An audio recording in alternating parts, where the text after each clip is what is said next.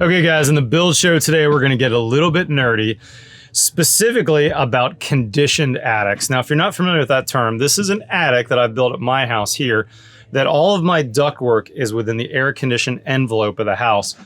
Above me here is my roof deck. These are my roof rafters, and I've insulated right at the roof line. I've used these rock-wool bats that fit perfectly in my rafters. Above that, I've put a metal roof on the house. I just published a video on that, which means that now all of my ductwork is within the air-conditioned envelope on the house. That's a really, really good thing for many, many reasons. But there is one problem that could occur with this assembly, and that's that moisture could accumulate at the ridge. Now, I want you to put this video on pause real quick and go read these two nerdy building science articles. One's called Cool Hand Luke Meets the Attic, and the other one's called Ping Pong Water. They're both written by what I consider the best building scientist in America, Joe Lstiburek. I owe that guy a debt of gratitude I could never pay. And he outlines the problem in this article. But in short, what can happen is that in conditioned attics like this, if there's not some supply air into the attic or some dehumidified air, the moisture levels in these attics can rise, and what happens is that moisture ends up accumulating at the ridge. Now, it's going to happen more often in this type of insulation or open cell foam where you don't have a vapor retarder. But there's some other issues that can happen as well, and this could happen in the north or the south, like I am down here in Texas. So read those articles.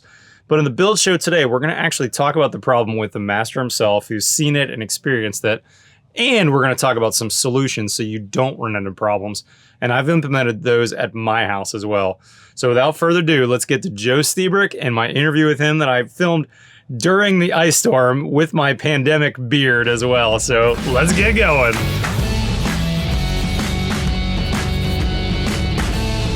But really, my question is, I've thought about your Ping Pong Water article a bunch because, I've been building with open cell spray foamed attics for almost 15 years now, long before I even started coming to summer camp. And really my question and my YouTube question is, when we've got houses that have a good HVAC system and have a good dehumidifier, how much peril am I putting my clients in by using open cell spray foam and a peel and stick non-vapor permeable membrane on the entire roof assembly? And that's what I wanted to kind of get your opinion on. Well, let me break it down into a couple of pieces. The vapor impermeable peel and stick membrane on the top is irrelevant to the discussion. Okay. We were worried about permeable, impermeable membranes in the original code changes in the late 1990s, early 2000s, because I thought there might be inward drive from the shingles. In other words, I was worried about capillarity, water being wicked in, the overlap of a shingle by capillarity and being driven inward. Yep. And in principle, that occurs, but we didn't know what the magnitude was. And so when I first got that, I did the first code change language. It was in the state of Florida. I said, if you're going to do spray foam on the underside of the roof, put down this impermeable layer to handle the inward drive. Yeah. So it turned out that 3-4 years later, when we actually collected measurements and instrumented roofs, we found that was really totally unnecessary. But I've been arguing about it being unnecessary for almost 15 freaking years. It's like, you don't understand. It was a guess on my part. I was being extra cautious, and I was wrong. It wasn't big enough to care about. Right. And I've been trying to see, once it gets into a code anywhere, it's almost impossible to get at. So it's a long-winded way of saying that isn't the issue to worry about. And candidly, I don't care whether that underlayment is vapor open or vapor closed, whatever. There are all kinds of manufacturers that are saying, well, it's better to be vapor closed, or others are saying it should be vapor open. I don't care. Just it's not. I'm more interested about how well the Toronto Maple Leafs are going to do, or are they going to break my heart again, than about the vapor transmission of a roofing underlayment. Okay, that's that's not it. All right. So let's now focus on the second part of the question, the important part. I think a dehumidifier and control of interior moisture is not enough. That's what I wanted to know. It's not going to save you, and the reason is you're going to be running at 50 to 55% relative humidity, and by the way, that's a spectacular relative humidity to run at. Okay, so not even for a minute am I saying that is bad. That's where you're going to be with part load and everything else, and as we get insanely efficient, you're going to need supplemental dehumidification, yada yada yada. The problem is even at that humidity, moisture is going to migrate up because moisture-laden air is less dense and more buoyant than dry air, so it's called hygrid buoyancy. And so here's the irony. A dehumidifier will save you if you put the dehumidifier in the attic.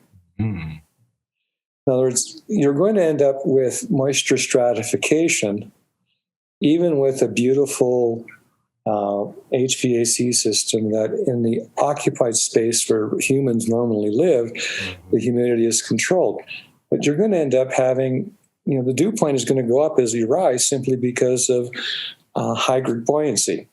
And the irony is I didn't know that this was important because in the mid-1990s, when we were doing all of this with open cell foam, we had absolutely horribly leaky ductwork in the attic. And so we had air change in the attic because of bad workmanship. Right. And I wrote it up, I called it, Cool Hand Luke Does Attics. What we had to do is failure to communicate. So when we had air change, I was able to pull that moisture-laden air back into the building's mechanical system and make the magic go away. Well, guess what? Contractors, bastards, began to do better. They got really good. That's going to come out. I know I'm going to get quoted, incorrectly. I respect the hell out of contractors. The job, what we're asking them to do is absolute, sometimes insanity, and I respect the hell out of them. So they ended up doing really good stuff. We end up with tight ductwork, and there wasn't sufficient air change to provide moisture removal from that space. And I said, I tried to get a code change to simply say with low density foam, have 50 CFM of supply air, because we couldn't do return because the stuff would burn. I mean, now we have foam that doesn't burn, but it was kind of funny. We could have air change because of bad workmanship, but we couldn't have controlled air change where we precisely controlled it. So I'm having these discussions with the building officials saying, you don't understand. If I do a crappy job, you're okay with it, and I end up with more air change and is more fire unsafe than if I do a really good job and precisely control it. And then the spray foam people, the low density people, just, I went from being their hero to being, a child molester, in a heartbeat. I'm like, you don't understand. I came up with this whole business thing. And the reason that we ended up with low density and not high density, because the high density closed cell people wouldn't talk to us in the early 90s. I was like, I went to them first. They get out of here. You're. So I ended up with the open cell people simply because they're the only ones that talk to us. And I like them. And so then I went from being, hey, you're the legendary guy that got us this business thing, and now we hate you. I'm saying, you don't understand. You need to do this to make the system work because another part of something changed. Yep. So it's a long-winded way of saying that you're going to need some means of moisture removal in that attic space. Mm-hmm. And historically, we got it from bad workmanship and leaky ducts. Now we can do it with supply and return, or supply, or a dehumidifier. That's it. And I'm telling the foam people, I still love you. Of course, then I did the ultimate. And at the time, when the foam people loved me, the fiberglass and cellulose people freaking hated me. Yeah. I mean, that was, oh my God. Well, now I showed people how you can do it with fiberglass and cellulose and diffusion vents. There you go. So now what happens? Well, the foam people, everybody now freaking hates me except you, and that is good. So I want you to know you achieve success when every manufacturer does not like you, because apparently you actually are more or less saying the way you see it. And that's apparently not politically correct anymore. Well, you know what's correct is helping builders like me, Joe, and you've helped a nation load of builders like me keep out of hot water. And that's why guys like me and all my colleagues in the field love you, because you tell it the way it is, whether you've got a manufacturer who's paid you to do some investigative work or not. You always shoot it to me straight. So thank you. I really appreciate it. Well, thank you for those kind words. My question is, do you actually have hot water in Texas now? No, we're all out. Busted all my exterior tankless units, unfortunately. I got 10 of them on order from New Jersey right now. So I think the bottom line, Joe, for me is, look, if you're going to do a spray foamed conditioned attic, there's a number of ways you can solve it. One way would be a dedicated dehumidifier for that attic space, and that could be just a cheap $300 plug-in that you get at the home center. Yes. Put a pan underneath it, have it pump right into a little drain that your plumber puts in for you. That'd probably be the least cost method. You could also have a little bit of supply or return from either your dehumidifier or your HVAC system, or both. Yes. Or you could go to closed cell foam. Go to closed cell foam, then you don't have to worry about it. Right, because you're not getting the storage and transmission. You're not getting the ping pong water. Yeah, and the vapor is keeping it from moving, basically. Or you could have a hybrid. You could have 2 inches of closed cell foam and 4 inches of open cell. I mean, right. All of these things. I mean, back in the day, you're going to love this. And again, I'm telling stories just because I like telling stories. Back in the day, open cell foam manufacturers didn't have closed cell, and closed cell foam manufacturers didn't have open cell. So they peed all over each other's legs. Well, now everybody has both open cell and closed cell. And so now they're trying to account and basically compensate for the marketing lies that they attacked each other with. And I'm saying, like, well, you got both products and both can work.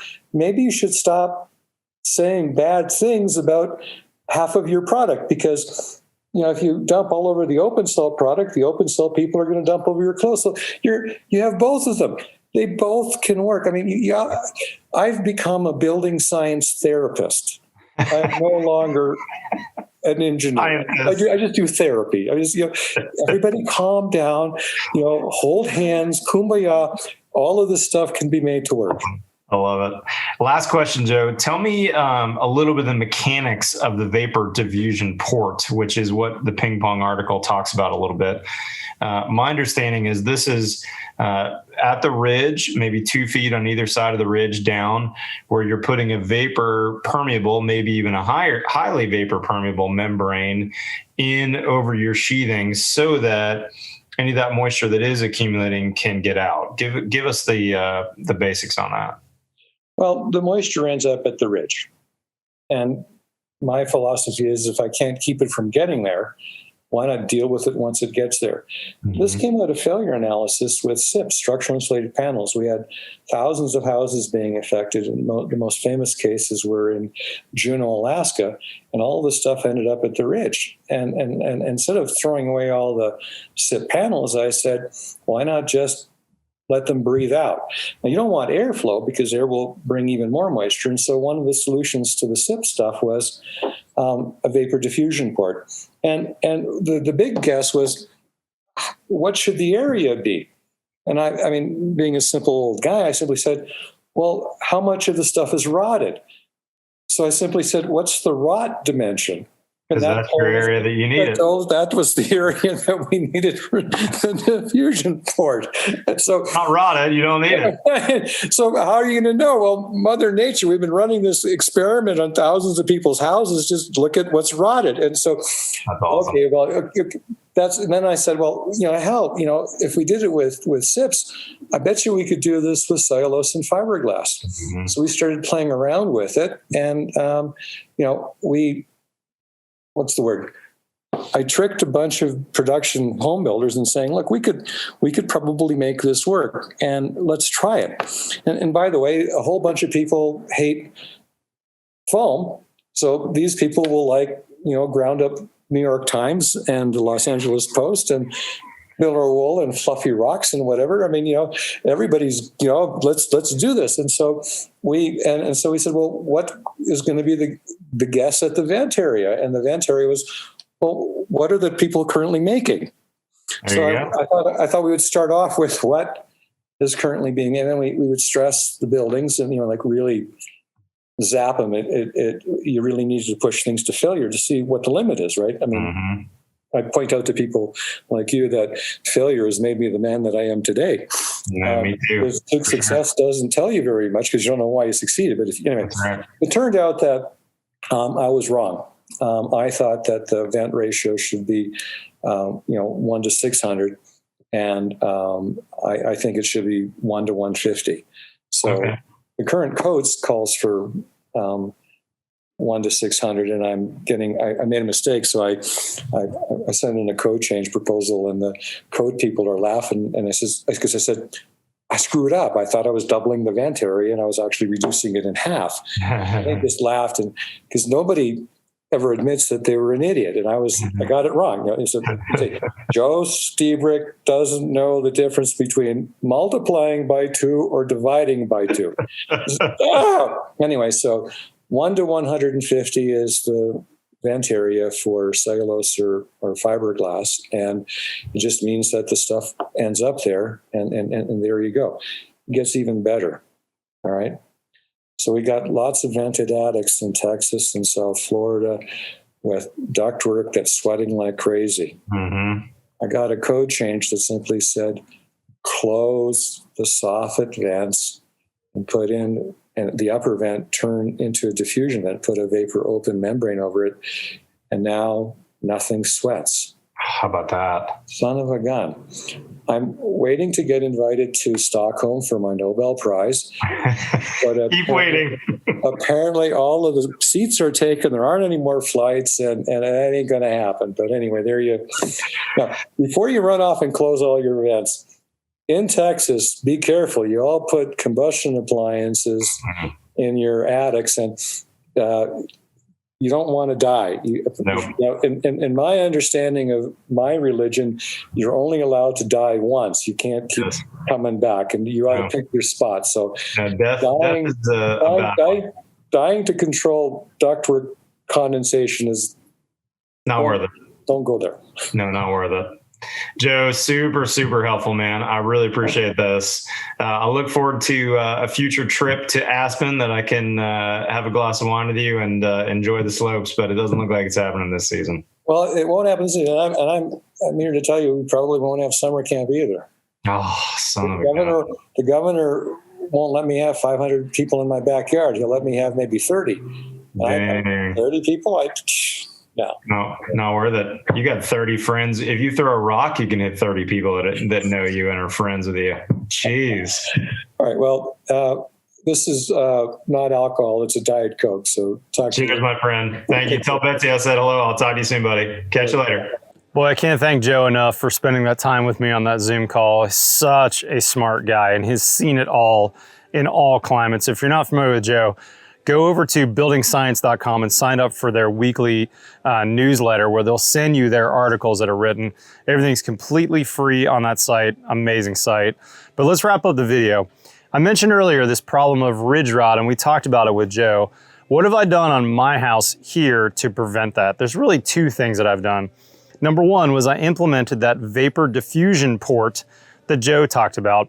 I took a piece of Delta Foxx, which is a highly permeable roof underlayment, and I did that at the ridge. I also cut some slits in my roof decking so that that vapor would transfer through and wouldn't get stuck at the zip sheathing at the very ridge. So once I've done that now, I feel like my vapor diffusion port's in place. So if I get any accumulation right up here at the top, it's going to be able to dry through that. That literally is like right on the other side of this insulation bat, right up here on the ridge of the roof.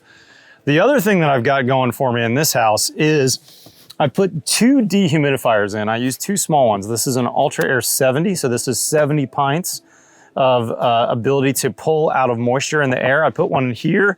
I put one in my lower attic. What I haven't done yet that I'm going to do is put a little bit of a port into this space. I'm basically gonna have the duct guys, when they come for the final grills, make a 2-inch hole in this duct and put a round grill in there so that when this thing turns on, it's supplying a little bit of dehumidified air into this space.